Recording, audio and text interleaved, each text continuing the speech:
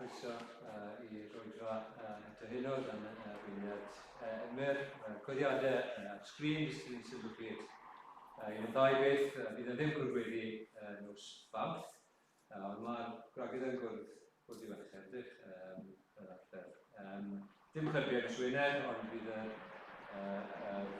parti goleuni nos Sadwrn. Mae Loes yn amlwg ni'n diflennu Caerdydd fach a posteri hefyd wedi cael i greu, felly os na ywch chi ar ei heno, fyddwn mynd i wastraff. Os gallwch chi roi hwn yn rhywle amlwg, bydd hwnna yn syniad da, neu os chi'n rhoi cerdiau i bobl chi'n nabod.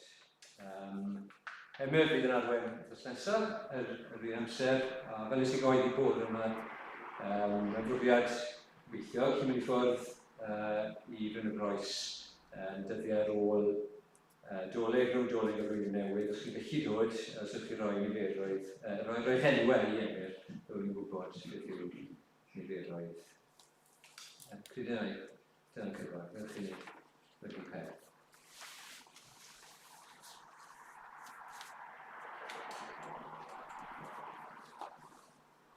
Diolch i ti, tad, am brofi dy ddaioni di eto heddi. Diolch, ni'n lle edrych nôl ar y diwrnod ni wedi cael a cyfri ein bydithion. Gymaint yw dy ras ti tuag ato ni, gymaint i ni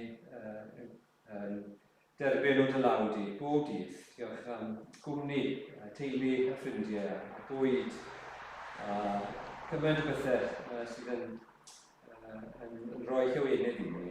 Ond diolch yn fwy na dim byd arall, diolch am yr efengyl. Diolch am yr arglwydd Iesu Grist a dy ras ti.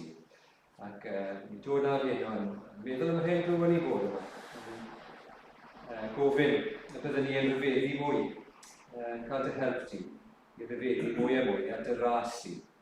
Ti yn delio â ni, nid yn ôl beth i ni'n heiddi. Yn ôl dy gariad, y trygaredd ti tuag ato ni. Diolch am dymhegion yna sy'n ein dysgu ni, pa mor fawr yw dy gariad ni. Ac helpa ni, bob un ohono ni, i ddod i beidio gwrthryfel am hwn. I beidio chwaith fod yn hunangyddion, ond i ddod ata ti, gan fod y freichiad ti yn y gwaed, a bod ffordd i ni yn ôl i dy bresenoldeb ti, oherwydd y groes a gwaed yr arglwydd Iesu Grist neu aberth drosto ni. Diolch i ti, tad, am y newyddion da yma, a helpa ni nawr. Wrth i ni dy addoli ti, ni'n gwybod bod ni yn addoli, nid yn unig trwy gael ni, ond yn bob peth ni'n gwneud gyda'n gilydd nawr yn ystod yn amser gyda'n gilydd. Ni'n gweddio bydde ti yma yn y canol, ac y bydde dy enw di yn cael ei glorfori. Amen. Amen. Amen, diolch Dewi. Ni'n mynd i ganid yn gilydd o'r llyfr Emynau. Ac mae'r emyn gyntaf yma, mae'n atgoffa ni, mae'r Duw rydyn ni'n ei addoli yma heno yw Duw Abram. Ac mae'n un bwysig i ni gofio yn dydi. Yn yw Duw yn ffydd ni, ddim yn rhywbeth nath just ymddangos yn yr 11 ganrif ar 20. Nath ddim ymddangos yn y ganrif gyntaf efo dyfodiad yr arglwydd Iesu Grist. Na, mae yna linyn air chi'n gallu i ddilyn o trwy'r Beibl, trwy'r Testament Newydd, trwy'r Hen Testament, nôl, wel, cyn hyn hefyd, ond yn sicr nôl i Abram, a'r addewidion hynny nath Duw i Abram a'i had. Y bobl hynny sydd trwy ffydd yn cael eu cyfiawnhau ac yn dod i berthynas graslon gyda Duw, fel glywon ni bore yma. Duw Abram, molwch ef, yr holl a lluog Dduw, yr hen ddihenydd brenin ef, Duw cariad yw. I'r iwr anfeidrol fod boed mawl y nef a'r llawr, ymgrymu naf a'r rhof y clod, i'r enw mawr. Ac ymlaen, yn ei sefyll i ganid yn gilydd.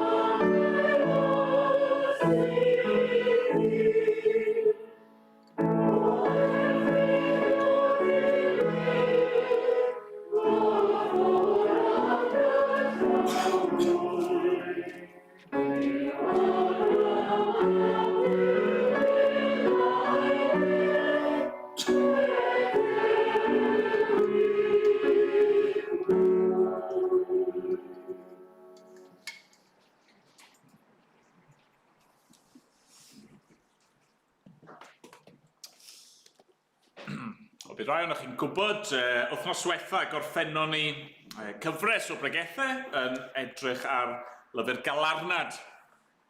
Ac wedi bod yn crafu mhen, yn gweddio, ceisio arweiniad yr arglwydd am leifyn nesaf. Ac y man i fi wedi dewis i ni droi heno ac, wel am rai wythnosau, fydd i lyfr Daniel. Llyfr Daniel. Ac ni dewis Daniel am ddau reswm sy'n siŵr o fod yn ddigon amlwg. Y reswm cyntaf yw achos mae'n dilyn ymlaen yn eitha naturiol o lyfr Galarnad. Beth oedd yn digwydd yn llyfr Galarnad, beth o'n i'n clywed amdano fe wythnos ar ôl wythnos, oedd dinistyr Jerusalem. Y Babiloniaid wedi dod, wedi dinistrio dinas Jerusalem, a fel rhan o'r dinistrio yma, fe wnaethon nhw gaeth gludo, wnaethon nhw gymryd llawer o bobl Juda yn ôl i Babylon. Ac yn eu plith nhw, roedd Daniel. A felly mae'n dilyn ymlaen yn ffordd ddigon naturiol. Ond yna, o'n i'n meddwl bod fe'n lyfr gwerthfawr ar ein cyfynnu am reswm arall.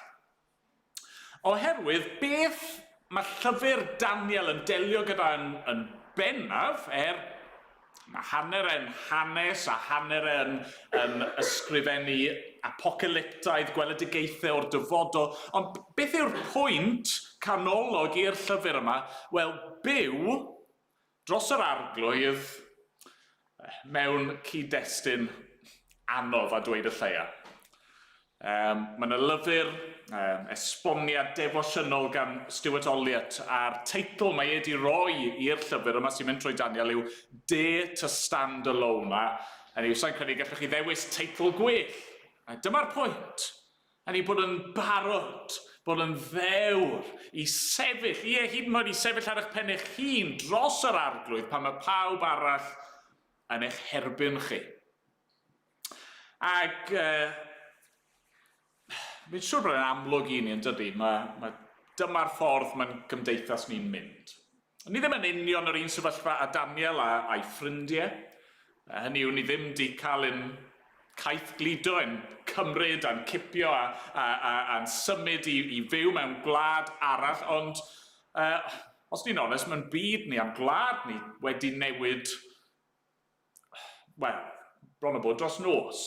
Y blynyddoedd diwetha yma, chi'n teimlo bod yn y shifft newid i digwydd mewn gymaint o ffyrdd gwahanol, nes bod chi'n edrych yn gwmpas a ni'n pren yn nabod o wlad ni'n byw yn ddim mwyach.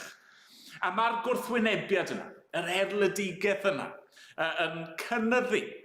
Gwrthwynebiad cynyddol i Gristnogion, i'r Efengyl, i neges gair Dduw. Ac felly mi eisiau ni fod yn barod. Mi eisiau ni fod yn barod ar gyfer y dyddiau i ni'n gwynebu. A gobeithio wrth i ni nawr, fel fi'n gweud, treulio, rai wythnosau cyn Nadolig a rai ar ôl Nadolig os dyw a'i mynd, gobeithio bydd llyfr Daniel yn helpu ni yn hynny o beth. Wel, heno ni'n mynd i edrych ar y bennod gyntaf o Efengylydd. Felly Daniel, pennod 1, dechrau yn yr adnod gyntaf. Dyma ein Duw ni. Yn y drydydd blwyddyn o deyrnasiad Jehoiakim, brenin Juda, daeth y Nebuchadnezzar, brenin Babylon i Jerusalem, a gwarchai arni. A rhoddodd yr arglwydd Jehoiakim, brenin Juda, yn ei law, a rhai o lestri tŷ Dduw. Ac aeth yntau a hwy i wlad Seinar a'i cadw yn rhysordi ei Dduw. Yna, gorchmynodd y brenin, Nebuchadnezzar, i Aspenas, ei brif swyddog, ddewis o blith teulu brenhinol Israel a'r Penaethiaid, rai bechgyn golygus, heb unrhyw nam corfforol arnynt, yn hyddysg ym mhob gwyddor, yn ddeallus a gwybodus, ac yn gymwys i wasanaethu llys y brenin. Ac iddo i trwytho yn llen ac iaith y Caldeaid.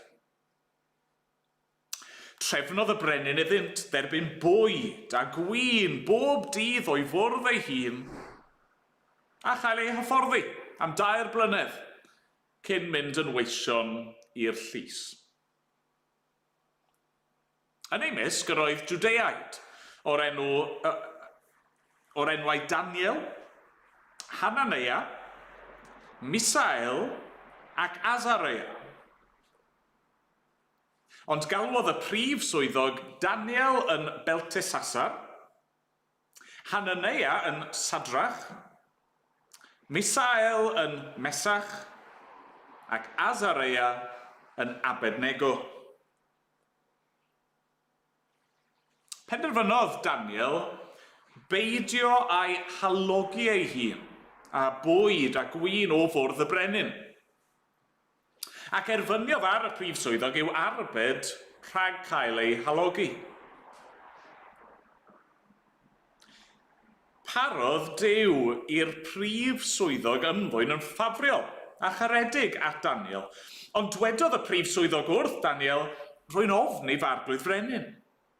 Ef sydd wedi pennu'ch bwyd a'ch diod, a fe sylwai eich bod yn edrych yn fwy gwelwn a'ch cyfeillion, byddach yn peryglu fy mywyd. Dwedodd Daniel wrth y swyddog, a osododd y prif swyddog i ofalu am Daniel, Hananea, Misael ac Azarea, ro brawf ar dyweision am 10 diwrnod. Rhodder i ni lysiau i'w bwyta a dŵr i'w yfed. Ac wedyn, cymharu'n gwedd ni a gwedd y bechgyn sy'n bwyta o fwyd y brenin. Yna gwnaeth weision fel y gwely'n dda. Cydsyniodd yntau a'i profi am 10 diwrnod. Ac ymhen y 10 diwrnod, roeddent yn edrych yn well ac yn fwy greunus na'r holl bechgyn oedd yn bwyta o fwyd y brenin. Felly cadwodd y swyddog y bwyd a'r gwin a roi llysiau fynd. Rhoddodd Duw i'r 4 bachgen wybod a deall pob math o lenyddiaeth a gwyddor, a chafodd Daniel y gallu i ddatrys pob gweledigaeth a breuddwyd. Pan ddaeth yr amser a benodwyd gan y brenin i'w dwyn i'r llys, cyflwynodd y prif swyddog hwy i Nebuchadnezzar. Ar ôl i'r brenin siarad â hwy, ni chafwyd neb yn ei misg, fel Daniel, Hananea, Misael ac Azarea. A felly deithant hwy yn weision i'r brenin. A phan byddai'r brenin yn ei holi ar unrhyw fater o ddoethineb a deall, byddai'n ei cael ddengwaith yn well na holl ddewiniaid a swynwyr ei deyrnas. A bu Daniel yno, hyd flwyddyn gyntaf y brenin Cyrus. Mae'r un Duw ni diolch iddo. Mae gennych ni weddio dy gilydd, na ni geisio'r arglwydd mewn gweddi.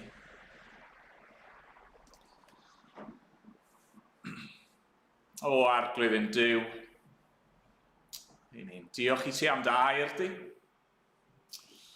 Ac arglwydd wrth i ni ddechrau ar y gyfres yma yn gweithio'n ffordd trwy llyfr Daniel. Llyfr fydd fwy na thebyg yn gyfarwydd i lawer ohono ni, falle'n llai cyfarwydd i rai.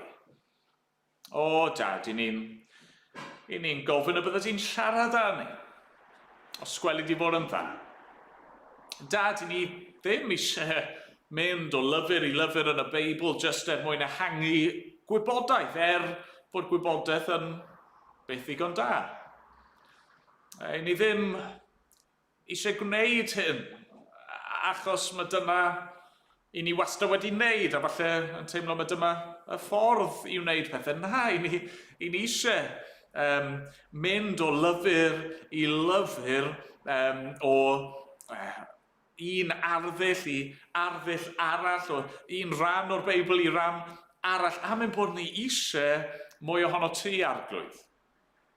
Dad, rwy ti di roi yr Beibl i ni, yr llyfr yma, y llyfrgell yma, y casgliad yma o lyfrau wedi sgwennu dros gymaint o amser gan gymaint o bobl mewn gymaint o ieithoedd a chyd-destuna ac arddulliau gwahanol, ac Arglwydd ti di roi ein mwyn ni.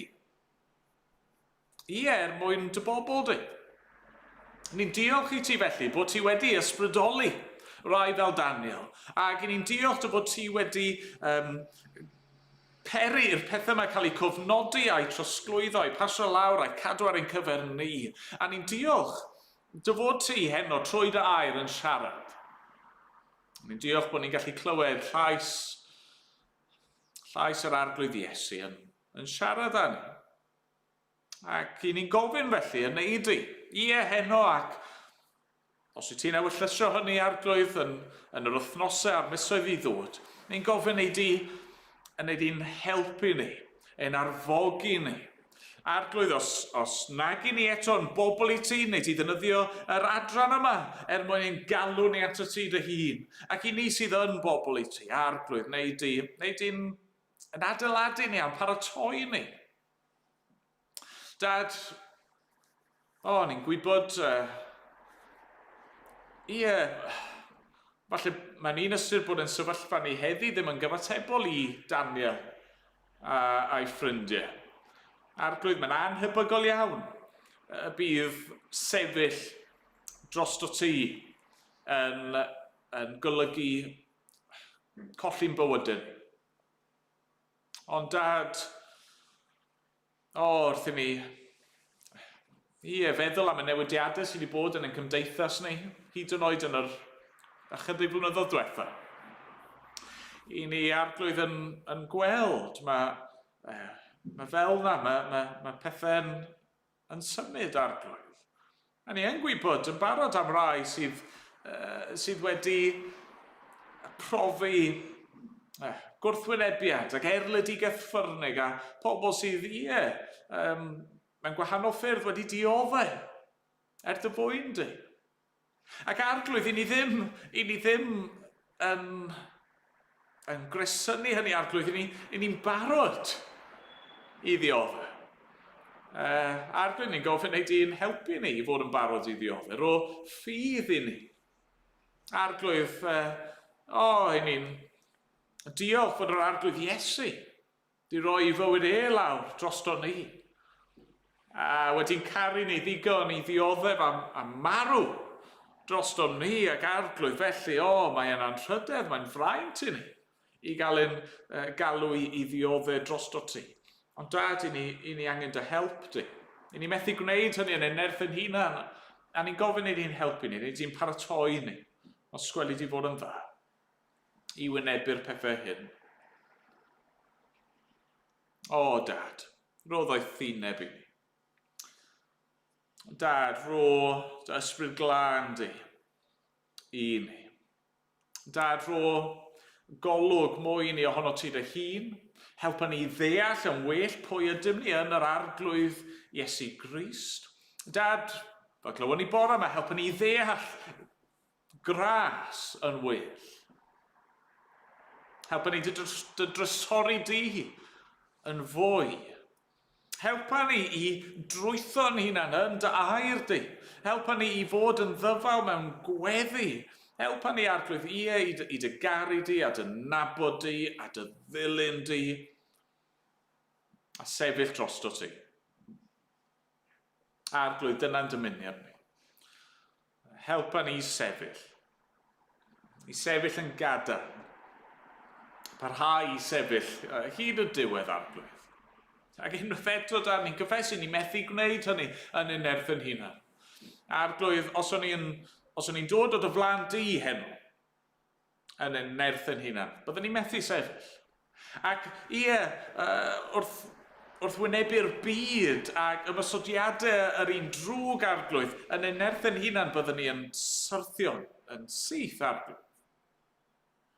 Ond Dad, ni'n diolch o fod ti yn abl i'n peri ni i sefyll. O, arglwydd, wneud di felly. Weithio mewn ffordd grymus iawn yno ni. Os gweli di fod yn dda. Da, di ni'n yn cyflwyno nawr y rheini sydd falle'r wythnos hon yn cael gwyliau. Ni'n meddwl am y plant yn arbennig, yn cael seibiant o'r ysgol a yn meddwl am yr athrawon hynny falle sydd wedi bod dan straen a arglwydd. Ni'n gweddio bydd yr wythnos nesaf yma'n gyfnod gwerthfawr. Ac bydde ti'n helpu nhw bob un i ddefnyddio'r amser yma mewn ffordd da, arglwydd. Ni'n gweddio bydde ti'n agos ac yn bendithio os gweli di fod yn dda. Da, ni'n gwybod bod yna eraill efallai lle does na ddim posib cael seibiant, dim posib cael gwyliau ar hyn o bryd. Ni'n gweddio dros dyn nhw yna. Bydde di yn agos iawn, arglwydd. Ni'n diolch dy fod ti yn gallu adfywio dy bobl ac yn gallu cynnal dy bobl mewn ffyrdd gwbl ryfeddol. Dad. Bydd gyda ni nawr. Helpa ni fel eglwys i fod yn gymorth i'n gilydd. Dad, ni'n meddwl am y criw bach yma o fechgyn, ni'n clywed amdano nhw yn Daniel 1 ac arglwydd yr help o nhw i'w gilydd. Arglwydd, dyna i ni eisiau bod i'n gilydd fel eglwys, fel teulu'r ffydd. Dad, helpa ni felly. Os gweli di fod yn dda. Dad, derbyn ni nawr, derbyn ein mawl ni am diolch ni. Ac yn dy ras a wneud i barhau i'n bendithio ni. A mae'n bod ni'n gofyn yn enw yr arglwydd Iesu Grist. Amen. Amen. Ni'n mynd i ganio'r atodiad nesaf. Rhif 8. Clodydd anfeidrol sydd i Iesu gwyw. Fy io'r fy rhan, fy mara bywiol yw ynddo rwy'n byw, ac arno'r rhoff ymhwys. Gwaredu wna rhag distryw angau dwys. Ac ymlaen, o'n i sefyll i ganu, dyn gilydd.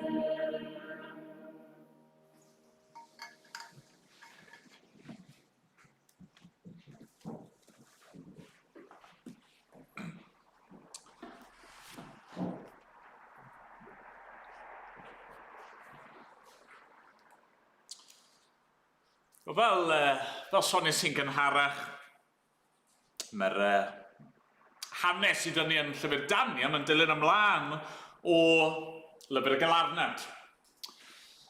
A be ddigwyddodd, bron i 600 mlynedd cyn Crist. Mae'r hyn oedd neb yn meddwl oedd yn bosib wedi digwydd. A mae Jerusalem wedi syrthio. Nath e ddim digwydd yn syth, oedd yna gyfnod hir o frwydro ac o drechu chydig ar y tro ac o warchau ac yn y blaen, ond yn y diwedd, dyna ddigwyddodd. Dinistrwywyd Jerusalem. Ac clywon ni yn Galarnad yn hynny yw'r awdur fyna yn dweud bod brenhinoedd y byd ddim yn meddwl bod hynny'n bosib. Ac yn sicr, doedd yr Iddewon ddim yn credu bod hynny'n bosib. Hynny oedd dyn nhw'r syniad yn eu penne, dim os beth oedd Duw yn dweud wrthyn nhw. Mae bynnag oedd Duw yn rhybuddio nhw i Edyfarhau neu bydd dinistr yn dod, ond nhw'n meddwl, o na, fi siŵr byddwn ni'n iawn.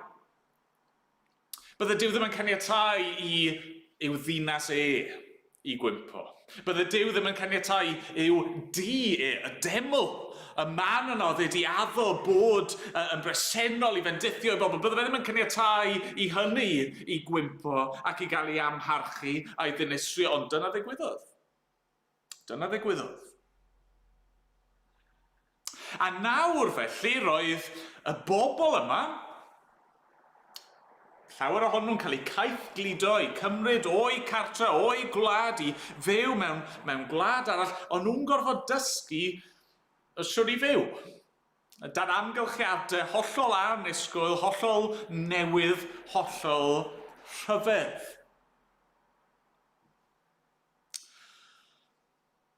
Nawr, Dyw'n sefyllfa ni ddim cweit yr un peth. A fi'n cydnabod hynny. Bydde fe'n orddweud i honni bod ni yn debyg i Daniel a'i ffrindiau yn hynny o beth. Ac eto, Dyw'n sefyllfa ni ddim yn anhebyg chwaith ydy e. Am flynyddoedd, am ganrifoedd, mae Cristnogaeth o ryw fath wedi bod yn rym yn y gorllewin. Mae ein gwledydd ni, ein diwylliannau ni, ein cymdeithasau ni, maen nhw gyd wedi cael eu sefydlu a'i ffurfio a'i patrymu ar werthoedd a moeseg Cristnogol, hyd yn oed pan dyw pobl ddim yn ymwybodol o hynny. Mae pobl yn aml yn ddall iawn mewn ffordd i'r ddylanwad mae Cristnogaeth wedi gael ac yn parhau i'w gael, ond mae'r dylanwad yna'n cilio. Mae yna shifft wedi bod, mae yna newid wedi bod, a newidiadau byddwn ni prin di dychmygu byddai'n bosib.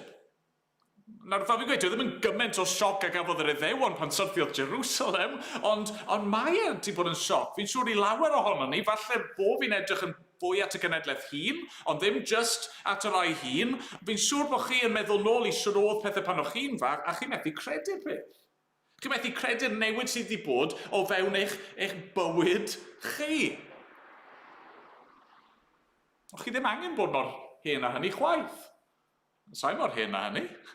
Ac i fi yn meddwl nôl i y ffordd oedd pethau yn yr ysgol pan o'n i yn yr ysgol, ychydig yn ôl, a fel mae pethau wedi newid hyd yn oed yn yr ychydig blynyddoedd diwethaf yma.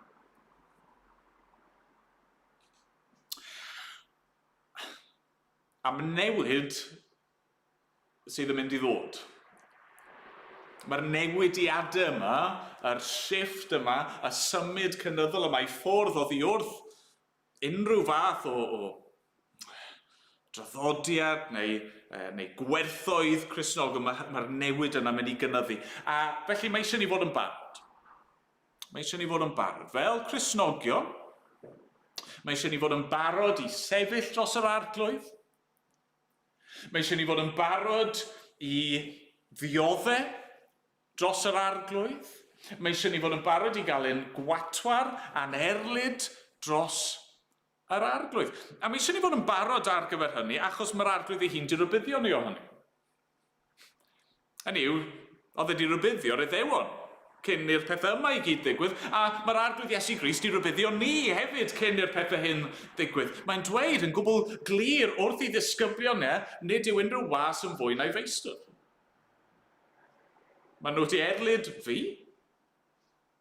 Yn wir, fe wnaethon nhw i ladd yn y ffordd mwyaf creulon, mwyaf ofnadwy, ac i ni nawr fel ei ddilynwyr fel ei bobl fel ei ddisgyblion i ni yn gallu disgwyl yr un peth. A felly mae eisiau ni fod yn barod. Yn barod i golli'n swyddi efallai. Yn barod i golli ein ffrindiau efallai. Yn barod i weld ein teuluoedd yn troi eu cefnau nhw arno ni efallai. Yn barod i orfod gwynebu'r carchar efallai. Yn barod i orfod gwynebu taludurwyon efallai. Un dydd ar y foment mae'n teimlo fel bod hwn yn bell i ffwrdd ac a bron amhosib. Falle bydd hyd yn oed rhaid i ni fod yn barod i farw.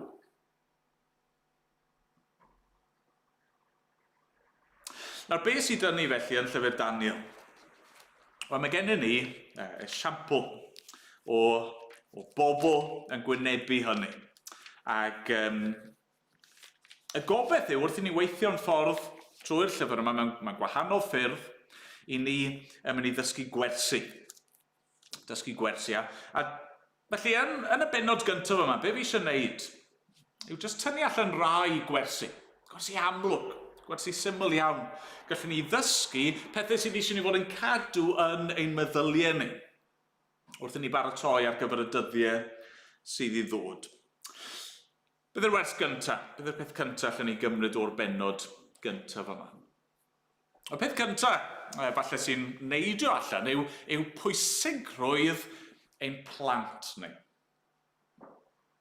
Pwysigrwydd amddiffyn ag addysgu, gwarchod, gofalu am ein plant ni. A bydd ddim jyst yn sôn am ein plant ni yn llythrenol, os ych chi'n rieni. Fi'n sôn am y plant sydd yn ein plith ni, fel eglwys. A fi'n sôn am y plant hynny ni efo dylanwad drostyn nhw a cysylltiad gyda nhw. Nawr, pam i fi'n codi y pwynt yma? Wel, drychwch ar adnod 3 i 5. Gorchmynnodd y brenin i Aspenas, ei brif swyddog, ddewis o blith teulu brenhinol Israel a'r Penaethiad, rai bechgyn golygus, heb unrhyw nam corfforol arnynt, yn hyddysg ym mhob gwyddor yn ddeallus a gwybodus ac yn gymwys i wasanaethu llys y brenin. Ac iddoi trwytho yn llen ac iaith y Caldeaid, hynny o'r Babyloniad. Trefnodd y brenin iddy'n dderbyn bwyd a gwyn bob dydd o'i fwrdd ei hun, a chael ei hyfforddi am 2 blynedd cyn mynd yn weision i'r llys. Nawr, i ni methu bod yn sicr beth oedd oedran yr bechgyn yma. Oedd yn cael ei dewis, mae bobl yn amcangyfrif unrhyw le rhwng 10 mlwydd oed a 20 mlwydd oed. A felly fwy na thebyg rhywle yn y canol oedd hi tua 14, tua 15 oedd Daniel a'i ffrindiau. A be ni'n gweld yw mae'r Babyloniad, mae ganddyn nhw'r polisi yma, a tacteg yma maen nhw'n defnyddio, o ddylanwadu ar bobl ifanc. Mae'n gwneud synwyr yn dydy. Ond nhw'n gweld, os o'n nhw yn gallu llwyddo i gymryd rai o'r bechgyn yma o teuluoedd dylanwadol, ac os o'n nhw'n gallu ei trwytho nhw mewn llenyddiaeth a iaith ac a'r holl elfennau eraill yna o'r gymdeithas, os o'n nhw'n gallu assimilatio nhw i'r ffordd Babylonaidd o fyw, wel, bydda hanner y frwydr wedi wneud fyna. Hynny yw, wrth troi, nid jyst yr Iddewon, ond pobl o'r gwledydd eraill wedi cael eu concro, wrth troi nhw mewn i Babyloniaid, Ond wedyn yn gallu anfon y bobl yma allan i reoli a dylanwadu ar y genhedlaeth nesaf. A'r genhedlaeth nesaf, a'r genhedlaeth nesaf. A bydde wedi bod yn anodd iawn wedyn i, enghraifft, teulu Daniel a'i ffrindiau. Neu y bobl hynny oedd yn nabod nhw yr hen ddyddiau, bydde fe'n anodd gwrthryfela ni herbyn nhw oherwydd pwy o'n nhw, fel Iddewon. Oedd y Babylonia di deall yn dod. Hynny yw, y ffordd rwydda i newid y gymdeithas, y ffordd gorau o ddylanwadu ar y bobl yma nhw wedi concro a wedi dod i'w gwlad nhw oedd trwy'r plant, trwy'r bobl ifanc.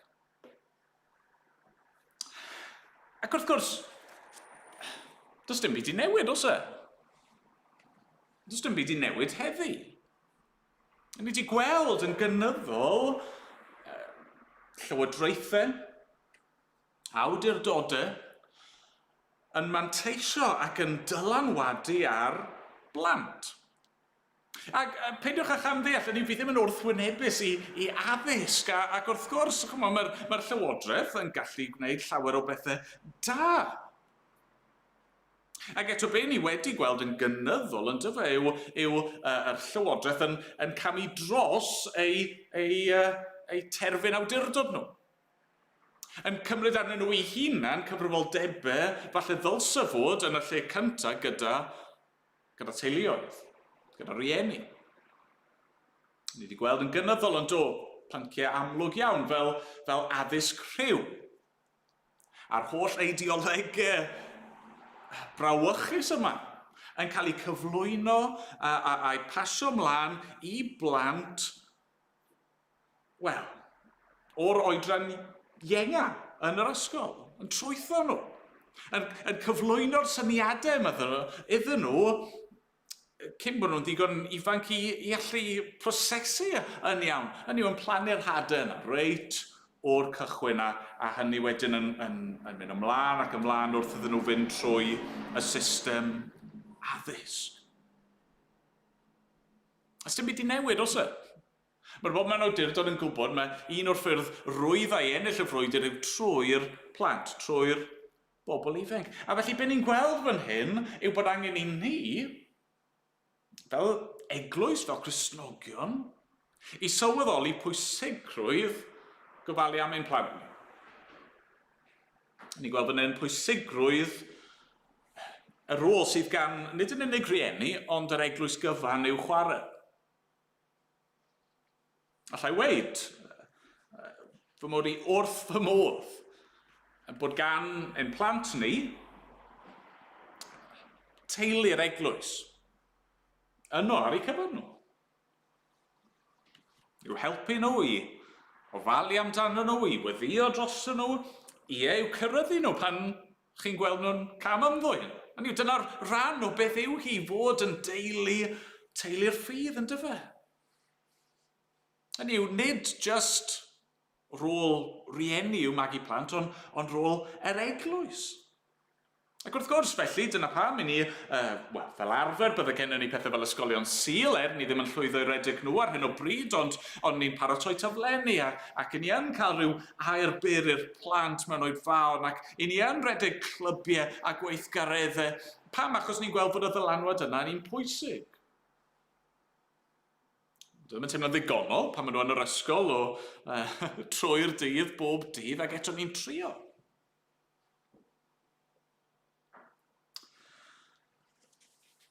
Mae'n dangos cyfrifoldeb rieni hefyd yn dydy. Hynny yw, ac wrth gwrs, dyna lle mae'r cyfrifoldeb penna. Fi'n ymwybodol, rhagluniaeth yr arglwydd, does na ddim llawer o rieni yma, yna mae lot o'r teuluoedd i ffwrdd, mae hynny'n iawn. A felly falle'r anogaeth i ni sydd yma yw i fod yn gweddio dros rieni. Achos yn y cartre, dyna yw lle mae'r gyfrifoldeb penna yn dyfa. Mae'r llyfr diarhebion yn glir yn dydy, os chi'n magu plentyn yn llwybr yr arglwydd, yna pan maen nhw'n tyfu, nhw ddim gwyro o ddiarni fel peto. A chi'n teimlo hynny am y bechgyn yma, am Daniel a'i ffrindiau. Hynny o'n nhw'n ifanc. Gwedwch bod nhw'n 40. Falle o'n nhw chydig yn hŷn, ni ddim yn gwybod, ond siwr o'n nhw wedi gallu cael eu cymryd o'i teuluoedd, o'i cartrefi, ei gosod yn y sefyllfa gwbl dieithr yma, efo gymaint o pwysau a temptasiynau. A siwr o'n nhw wedi gallu sefyll yn gadar. Wel, chi'n tybio. Teimlo bod chi'n gorfod cymryd yn ganiatoli ryw raddau, mae rhan o'r peth oedd i magwraeth nhw. Y ffordd o'n nhw wedi cael eu codi. A felly i'r rhieni yn y pleithni, mae'n y gyfrifoldeb mawr arno ni i fod yn codi'n plant ni yn ofn yr arglwydd, yn magu'n plant ni wedi trwytho yn yr ysgrythurau.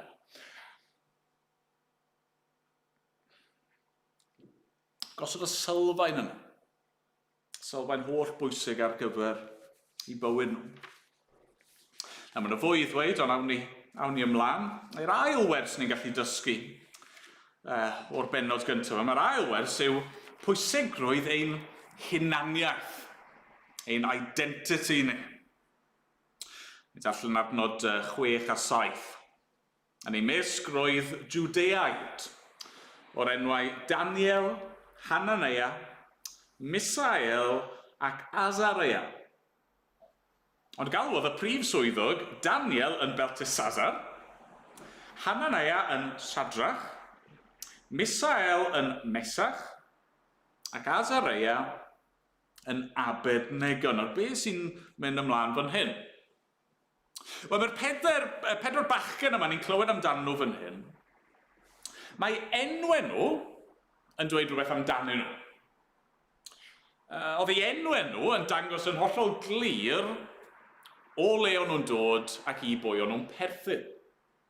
Mae 2 ohonyn nhw efo yr enw El, un o enwau Duw, ac y 2 arall efo yr Ia, rhan arall eto o'r enwau o Duw di datguddio ohono fe ei hun i'w bobl wrth cyfamodi gyda nhw. A felly oedd ei enwau nhw yn dangos bod nhw yn Iddewon, yn dangos bod nhw yn Israeliad, yn dangos bod nhw yn dod o linach Abram, yn dangos bod nhw'n perthyn ac yn bobl i Dduw. Y Duw ni wedi canu amdano fe heno yma.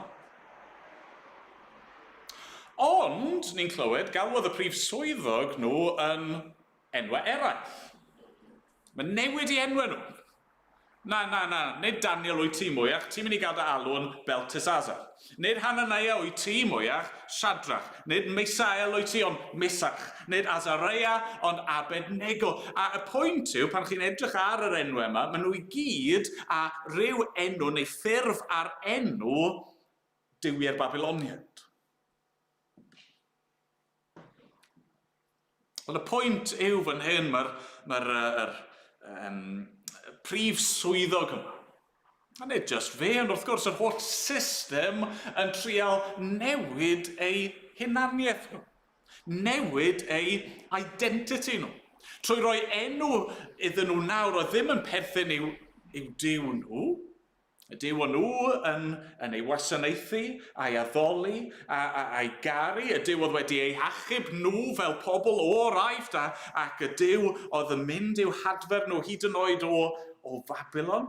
Na, o hyn allan, i chi mynd i gael eich adnabod gan enwau ein duwiau ni.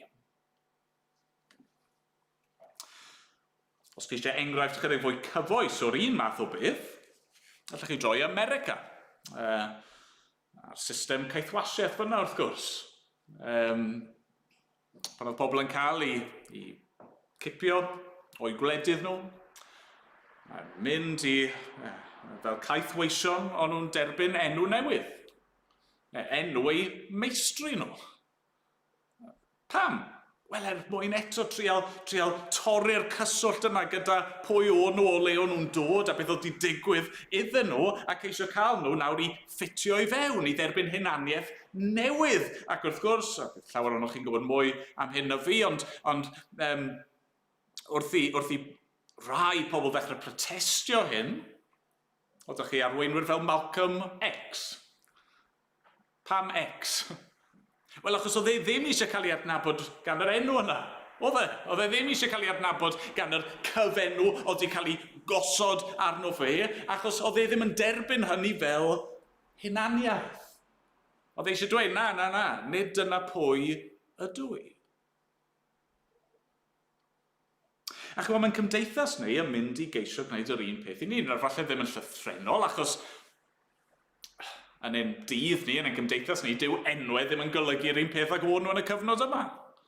Mewn un ystyr, bydde fe ddim yn gwneud lot o wahaniaeth os oedd fy enw i'n cael ei newid o emyr i unrhyw enw arall, achos dyw hwnna ddim wir yn adlewyrchu pwy ydw i yn yr un ffordd ag oedd i'r Jwdeaid yma. Ond yn sicr, mewn gwahanol ffyrdd, mae'n cymdeithas ni yn mynd i treol gosod hunaniaeth arno ni, identities, i ni. Dyma sydd yn gwneud ti pwy wyt ti. Mae'n digwydd weithiau yn dydi, mae'n rhai llefydd eich lliw croen chi, neu eich statws cymdeithasol chi. Yn gynyddol, beth ni'n gweld yn dydd ni yw eich rhywioldeb chi, neu rhyw bethau fel yna. Dyna y pethau chi fod i ddefnyddio mwyn eich diffinio chi, i ddweud pwy ydych chi. A bydd angen doethineb yn hyn o beth. Mae'n ddiddorol, pan chi'n darllen ymlaen y llyfr Daniel, mae'n amlwg weithiau. Oedd y bechgyn yma'n barod i gael ei galw yn yr enwau newydd yma. Achos o'n nhw'n gwybod pwy o'n nhw go iawn. O'n nhw'n gwybod, sim ots os yw hwn yn galw fi'n Beltesazar, fi'n gwybod pwy ydw i, fi yw Daniel. Fi yn perthyn i i Dduw. A dyna'r enwau maen nhw'n gyson yn cael eu cyfeirio at nhw yn y bennod yma, yn dyfes. Sim ots be mae'r prif swyddog wedi trial gwneud, ni'n clywed eto ag eto am Daniel, Hananea, Misael ac Azariah. O le ni'n cael ein hunaniaeth ni? Wel, ni'n cael ein hunaniaeth ni o yr arglwydd Iesu Grist. Ydyn ni? Dyna pwy i ni. Ni'n bobl sydd wedi cael ein hachub. Mae wedi rhoi ei enw arno ni. Dyna sydd yn gwneud chi pwy ydych chi. Ydych chi'n berson yn ddisgybl, yn eiddo i'r arglwydd Iesu Grist.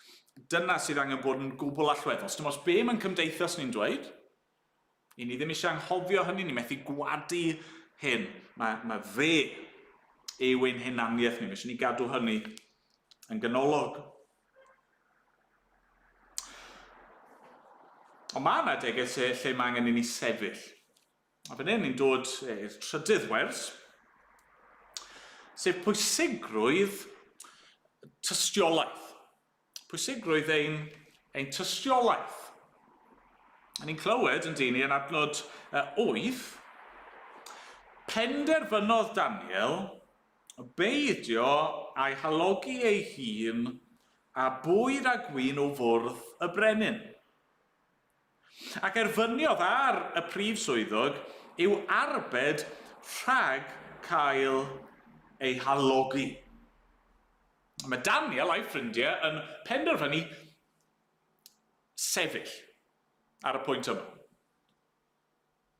Mae'n ddiddorol, yn dydyn? Mae'n amlwg bod yna degell o'n nhw'n barod i ddim cyfaddawdu, ond iawn, barod i chi alw fi'r enw gwahanol yma os chi eisiau, gnewch beth chi eisiau, fi'n gwybod pwy ydw i. Ond fan hyn, maen nhw'n sefyll. Maen nhw eisiau dwy'n tystiolaeth. A mae chydig bach o ddadle dros pam bod Daniel a'i ffrindiau wedi gwrthod bita ac yfed y pethau yma. Y rai yn mynd yn syth i ddweud, wel, achos o'n nhw ddim eisiau torri y rheolau bwyd Iddewig. Wel, falle bod hwnna'n ffactor, ond oedd e ddim yn angenrheidiol. Hynny yw, dim byd yn erbyn enghraifft yfed gwyn yn y rheolau bwyd Iddewig. Felly ddim dyna'r darlun cyfan.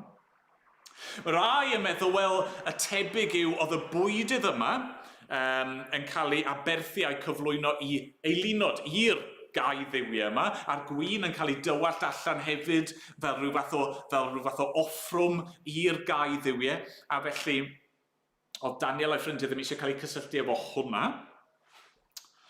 Neu mae rai pobl yn dweud bod Daniel a'i ffrindiau jyst ddim eisiau cysylltu ei hunan gyda'r gloddesta, yr gor-fwyta, gor-yfed oedd yn diffinio y Babyloniaid a'r gymdeithas yno nhw ynddi. Nawr, mae'n siŵr bod yna elfennau o'r tri peth yna'n wir, ond fi'n credu mae'r ail reswm yna sy'n agosa i'r gwir.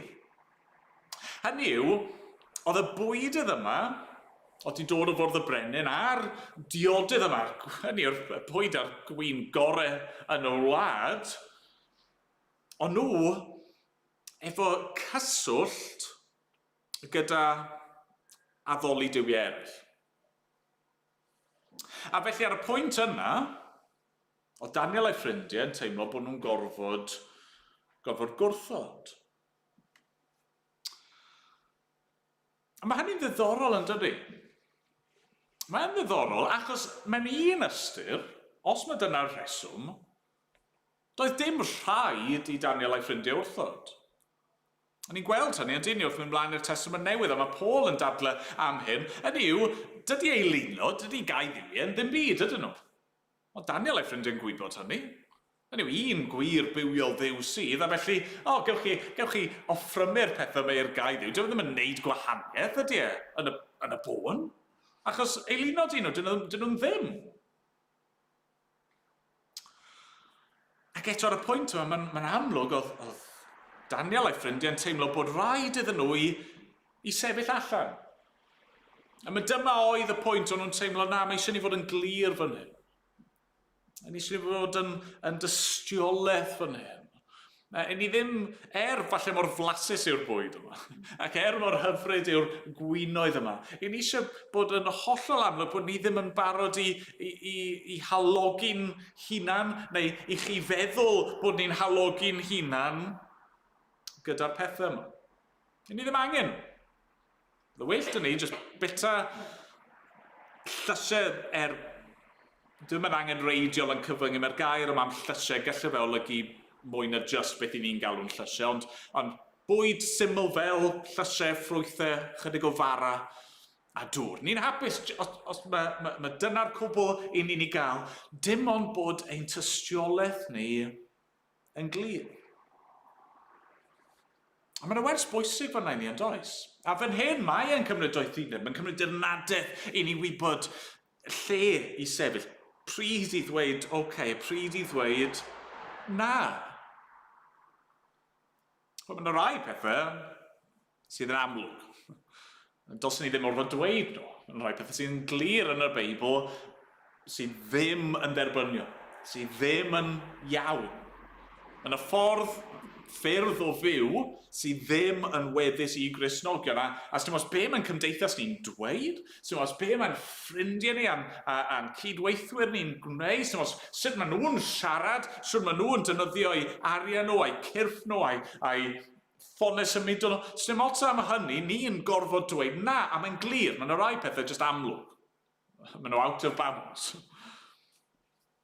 Yn union fel oedd yna rai bwydydd yn amlwg i Daniel a'i ffrindiau. Na, byddwn ni byth yn gallu bita hwnna, achos ni eisiau bod yn ifydd i ddiw.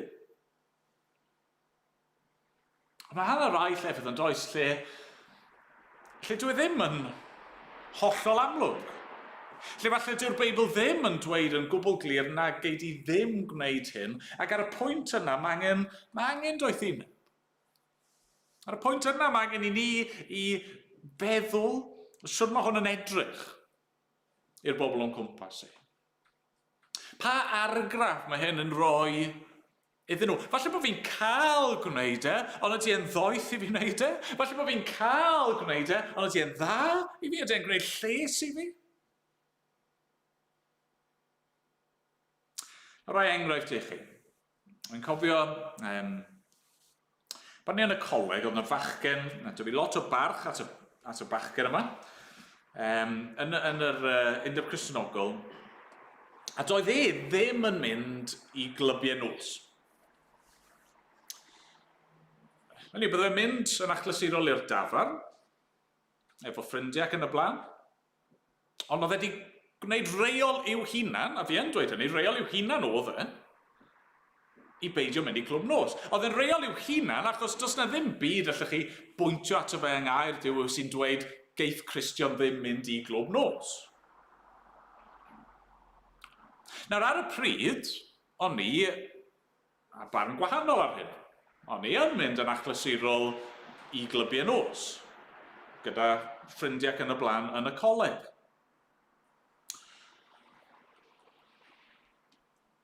Fi'n edrych nôl nawr, a fi'n gwybod pwy nath y penderfyniad gorau. A ddim fi oedd. Jyst rhaid gwybod hwnna ddim yn clir. Hynny yw, yn dechnegol, nes i ddim byd anghywir. Yn dechnegol, doedd ddim angen i fi beidio gwneud y peth yna, ond efe dyna oedd y peth gorau? Efe dyna oedd yn neud yn hystiolaeth i fel Cristion gliriau? Efe dyna oedd yn mynd i fod yn help i fi yn y mywyd i? Wel, na. Na, fi'n gobeithio pe bawn ni'n cael yr amser i nôl eto, byddwn ni'n neud penderfyniad gwahanol. When ar y pryd falle oedd yn teimlo byddwn ni'n methu allan, bydde rhwystyr falle yn fy mherthynas i gyda rai pobl, ond y tebyg yw, mae'r gwrthwyneb bydde wedi bod yn wir, yn dyfa. Neu bydde'n hystiolaeth i, wedi bod yn cymryd cliriach. Bydde'r ffaith bod fi yn Cristion, sydd yn derbyn fy hunaniaeth i o'r arglwydd, wedi bod llawer fwy amlwg.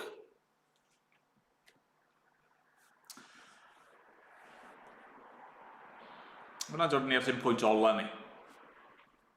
Sef pwysigrwydd cariad. Pwysigrwydd cariad. Un o'r pethau sydd angen i ni fod yn meddwl amdano fe yw shwd mae'n bywyd ni yn gwneud lles i eraill. Ni ddim jyst yn sefyll mwyn bod yn awkward, ni ddim eisiau jyst bod yn boen, ni ddim jyst eisiau bod yn wahanol. Ni eisiau bod ni fydd yr arglwydd, plesio'r arglwydd, ond ni hefyd eisiau bendithio pobl. Ni eisiau rannu cariad Duw gyda phobl. I ni eisiau, i ddefnyddio y madrodd sy'n ymddangos yng Ngaer Dyw, ni eisiau ceisio daioni y ddinas mae'r arglwydd yn gosod ni ynddi. Ni'n clywed yn dyn ar ddiwedd y bennod Daniel 1, adnod 17. Roddodd Duw i'r 4 bachgen wybod a deall pob math o lenyddiaeth a gwyddor. Chafodd Daniel y gallu i ddatrys pob gweledigaeth a breuddwyd. Pan ddaeth yr amser a benodwyd gan y brenin i'w dwyn i'r llys, cyflwynodd y prif swyddog hwy i Nebuchadnezzar. Ar ôl i'r brenin siarad â hwy, ni chafwyd neb yn ei misg fel Daniel, Hanania, Misael ac Azarel. Felly, deithant hwy yn weision i'r brenin, a phan fyddai'r brenin yn ei holi ar unrhyw fater o ddoethineb a deall, byddai'n ei cael ddengwaith yn well na holl ddewiniaid a swynwyr ei deyrnas. Na, peidiwch canfer, does dim rhyw fath o fformula fan hyn. Os i ni yn magu'n plant ni'n gywir, ac os i ni yn cadw'n hunaniaeth ni yn y lle cywir, ac os i ni yn byw dros yr arglwydd, yn sefyll yn gadarn dros yr arglwydd, y byddwn ni yn llwyddo ym mhob peth ni'n gwneud. Nid dyna'r pwynt. Ond fan hyn mae'r arglwydd yn bendithio'r bechgyn yma.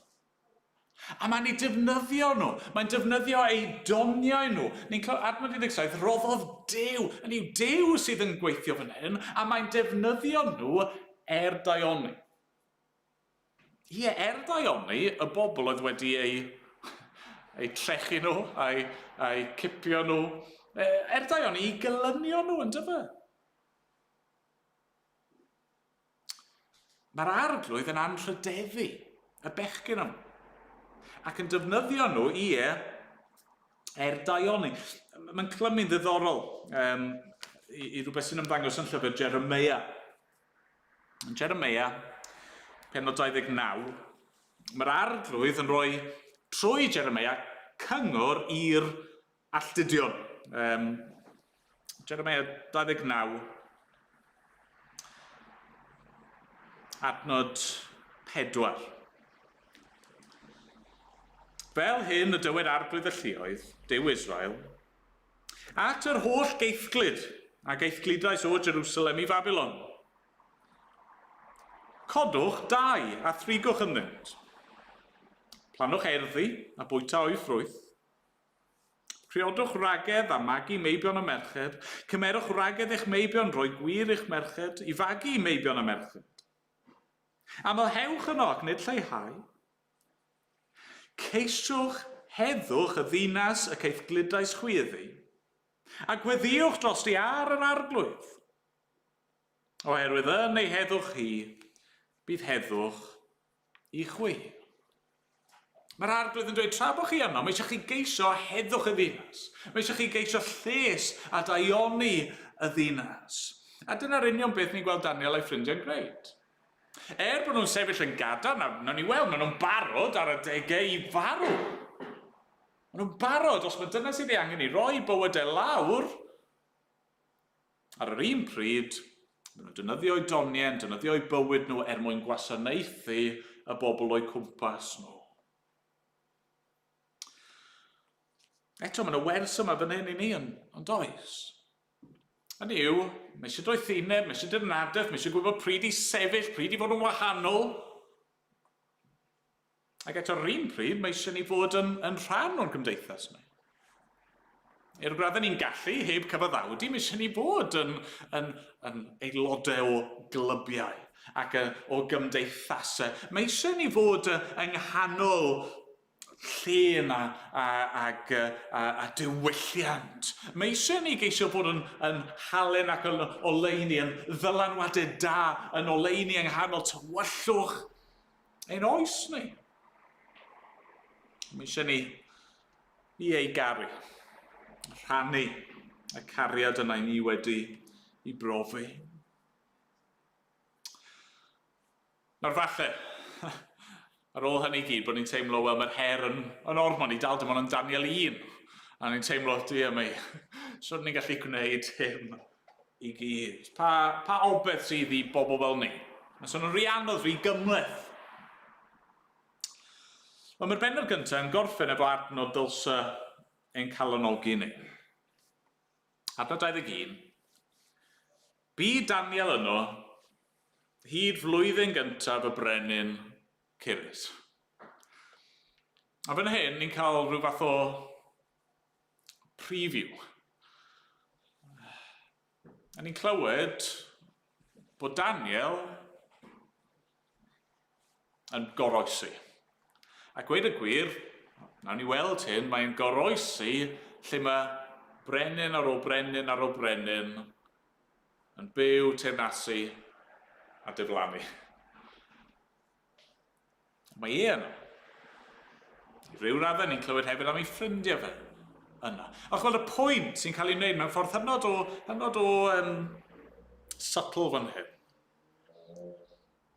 Yw fod Duw a'i bobl, teyrnas Duw a'i waith, mae'n goroesi tu hwnt i bob brenin, pob teyrnas arall.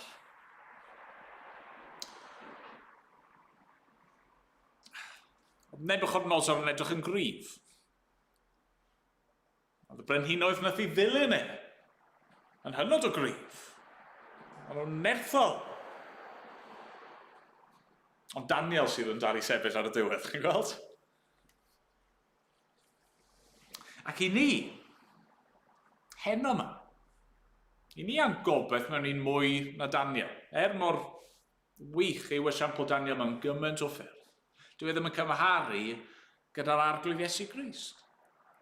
Yr un oedd yn berffaith, yr un oedd yn ddifau ym mhob ffordd, yr un oedd yn gwybod pryd i siarad yn dyner, Gwybod pryd hefyd I sefyll y gadar. Yr un oedd nid yn unig yn barod ond naeth ddioddef a marw a roi ei fywyd. Yr un a atgyfododd a sydd yn fyw yn nawr a sydd ar ei orsedd am byth.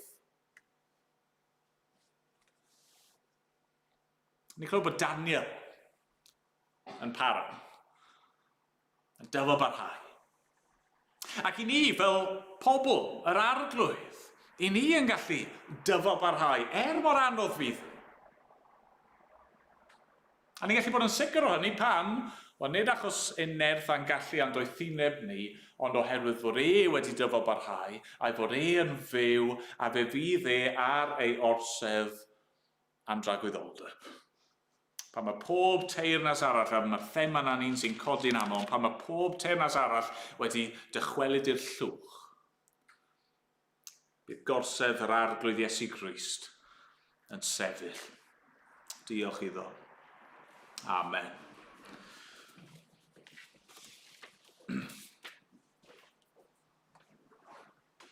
Amen. Ganon ni o'r llyfr y mynef yn gilydd I orffen. Mi'n mynd I ganu rhif 602. 602. Cyfarwydda fe enaid, arglwydd. Pan bwy'n teithio ymlaen ar hyd llwybrau, cilion, dyrys, anodd, sydd i'w cerdded yn y byd. Cnawd ac ysbryd sy'n rhyfela. Weithiau cariad, weithiau cas.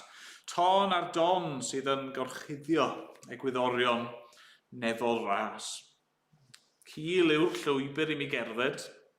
Is fy llaw mae dyfnder mawr. Ofn sydd arno fy'n fy nghalon rhag I'm troi byth lithro I lawr. Yn dy law gallaw sefyll.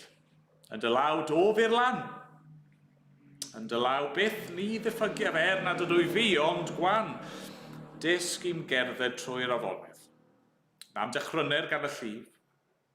Na bwy'n ildio gyda'r tonau temtasiynau fwy na'r rhif. Cadw ngolwg ar y bryniau uchel heir tu draw i'r dŵr. Cadw ngafel yn yr afon ar yr Iesu, blaenaf wr. Yna ni sefyll I ganu dyn gilydd.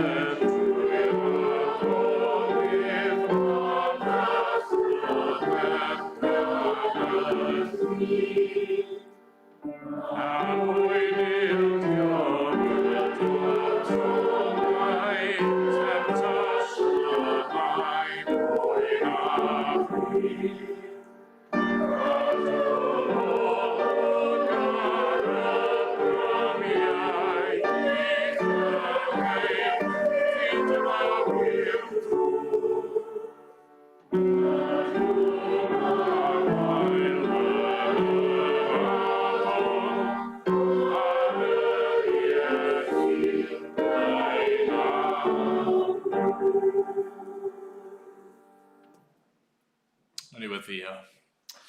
Ie, arglwydd. O, i ni'n gofyn nawr am dy gymorth di. I ni methu gwneud y pethau yma. Hebddo ti. Arglwydd. Mae'r dasg yn rhy fawr, mae'r gelyn rhy gry. I ni'n rhy wan a ffôl. O, helpa ni felly. Trwy ysbryd glân di. Helpa ni. Os wedi di bod yn dda. Yn cyflwyno'n hun yn nawr i ti. A'r wythnos sydd o'n blaen ni. Arglwydd, helpa ni fod yn rhoi dy air di ar waith. Yn y ffordd i ni'n byw, yn ein geiriau ni, yn y cwbl arglwydd. A hynny clod a mawl i ddenw di. Da derbyn i nawr. Yn enw, yn heiddiant yr arglwydd Iesu Grist. Amen.